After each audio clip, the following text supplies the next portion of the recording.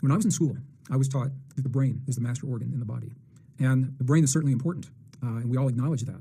But what the new science is showing us is that the brain receives many of the instructions that tell it what to do, that tell it what chemistry to release into the body, what hormones to trigger within our bodies. It's true, those signals come from the brain, and the brain receives the instructions telling it what to do from our heart, the human heart.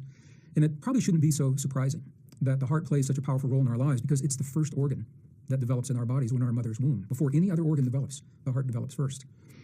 And one of the great mysteries in the Western medical model is, what is it that triggers that very first heartbeat? What is it that happens in one instant where there is a mass of cells and tissue that are motionless, and the next instant something happens, this spark that triggers the life that begins beating is our heartbeat? What happens? Science has yet to answer that question. They don't know for sure. This is one of the places where our ancestors had an answer that science simply cannot support at this time.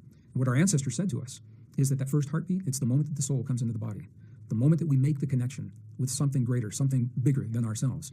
And whether we believe that scientifically or not, the fact is that something happens with that first heartbeat, and we become enabled and capacitated as a human being in ways that no other creatures that we know of have the ability to express. That's what gives us our power to heal. As I mentioned, it's often said that we begin dying the moment we're born. And what the science is showing us very clearly is that we now begin healing the moment we're born. And the reason I can say that is because we now know beyond any doubt every organ in the human body is wired to heal. Every organ in the human body has the capacity to not only heal damage, but to regenerate the damage and the tissue after it has been damaged. We can regenerate and heal even the organs we were told were not capable of doing so, such as the brain, the heart, the pancreas, spinal cord tissue. All of these have been scientifically documented with the ability to repair and heal themselves given the right conditions, under the right conditions, the right environment. So our role now, when we talk about healing, and the essence of healing, is what is the environment that optimizes our ability to honor the gift of life in our bodies? Where does that really come from? And we can look at that from a number of different levels. Certainly the physical environment, fresh air, sunshine, clean water, is a very powerful part of that. And our ancestors, thousands of years ago, knew that fresh air and clean water was medicine. If someone was ill, they would take them out and they would say, breathe this air, drink this water, and miraculously they would begin to heal, and now we know why. But it goes beyond that. It's the inner environment, the thoughts, feelings, emotions, and beliefs we know can be either healing or toxic. And this is a relatively new way for science to think about us and our relationship to our bodies. What we now know is that the quality of emotions that we create within our heart determine the signal that we send to the brain to release the chemistry into our bodies. Every moment of every day, there's a conversation that is happening between our heart and our brain. It's a two-way conversation. Our heart is having a big conversation with the brain, and the brain does communicate back to the heart, but not quite so much. It's a smaller series of signals that seem to go back to the heart. There is this two-way conversation. And we regulate the quality of that conversation through the emotions that we harbor within our hearts. So, for example, when we feel that we're not safe in the world, when we feel fear, hate, anger, jealousy, rage, anxiety, those kinds of feelings, they send a specific signal to the brain, and based on that signal, the brain will release the chemistry in the body that mirrors that signal. So in the case of anger, hate, jealousy, rage, frustration, that is stress. And the stress chemistry in our body, as we all know, high levels of cortisol and adrenaline, which are really good for brief periods of time, what we call fight or flight. And we have to make a decision and either run like crazy or stand and take a stand. We're designed to do that. What we're not designed to do is live our lives under sustained conditions of fight or flight. A few minutes, but you don't want to live that way every day and every hour and every week and every month. And I know people that do. And they look like they do. They wear their hurt and they wear that stress in their bodies. Their immune systems are weakened in the presence of that kind of stress. Anti-aging hormones are suppressed because all the energy of the body is going into fight or flight. So I want to be very clear. I'm not saying that those experiences are bad to have when they are unresolved stress. That is where it becomes a problem in our lives. The stress in and of itself is simply a signal. It's saying to us, it's giving us a heads up, saying something in the environment needs our attention.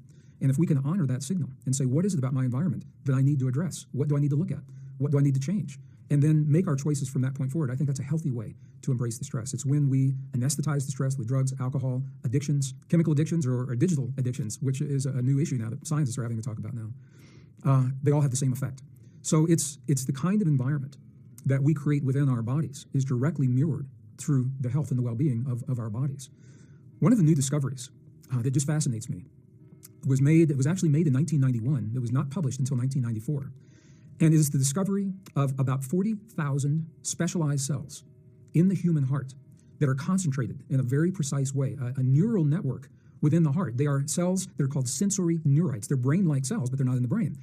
And they function in the heart very similar to the way brain cells would function in the brain. These cells, they think, they learn, they remember independently of the cranial brain, or we may tune our heart and our brain together, harmonize our heart and our brain, so that these two separate organs actually share a common neural network, and we have the opportunity to embrace the power of that network in our lives. And this is where we have the extraordinary experiences of deep levels of intuition, precognition, and the health effects, such as the triggering of anti-aging hormones in our bodies, and the triggering of tremendously powerful immune response in our bodies. It all comes from our ability to regulate this connection between our heart and our brain. And this is one of the places where our ancestors were very clear in their traditions, and science only now is catching up with that wisdom. So one of the questions that people ask is how something like a thought or an emotion can possibly have the power to change the chemistry in our bodies.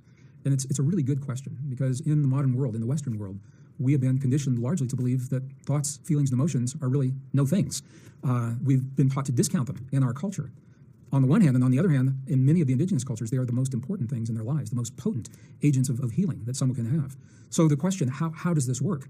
And we're looking at a couple of different levels. What we know now, I say we in modern science, is that when we have an emotion within our hearts, that emotion sends a signal to our brain, and the quality of that signal determines what the brain does in response to the emotion. So if you can imagine a signal from the heart to the brain that is a very smooth series of waves, nice, even, coherent is the term that's used, waves from the heart to the brain will match that smooth, even, organized chemistry, and it will release the chemistry that supports life into our bodies. This is where our immune systems become really strong, super immune response. Even anti-aging hormones are triggered in the presence of this kind of a signal from the heart to the brain. On the other hand, the stress chemistry, when we feel those moments of frustration, anger, hate, jealousy, rage, fear, the signal looks different. It looks kind of like a bad day on the stock market. A lot of very chaotic, unorganized, jagged waves going from the heart to the brain, and the brain receives those waves and says, oh, I need to match this chemistry. This is stress chemistry. So this is where the adrenaline and the cortisol and the stress hormones are released into the body, which, as we said, is good for short periods of time. You just don't want to live your life in that way with those chemicals racing